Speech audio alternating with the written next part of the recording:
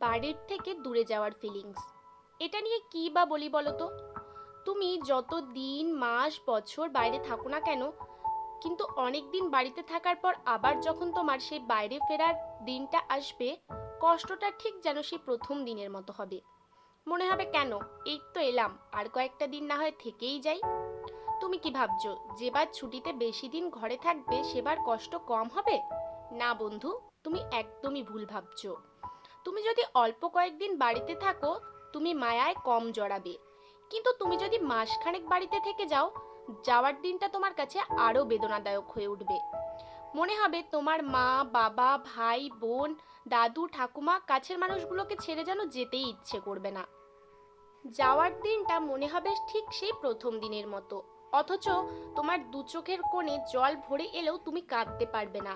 কারণ জানো যে তোমার সাথে সাথে তোমার অপর দিকে তোমার যে কাছের মানুষটা আছে সেও তোমাকে ততটাই মিস করবে। তার সামনে তুমি যদি ভেঙে পড়ো, সে হয়তো নিজেকে শক্ত রাখতে পারবে না।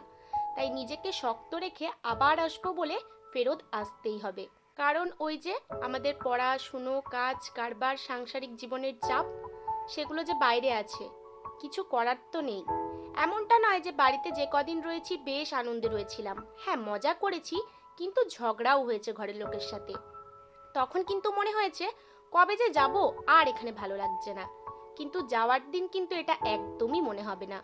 মনে হবে আর কয়েকটা দিন না হয় থেকেই যাই।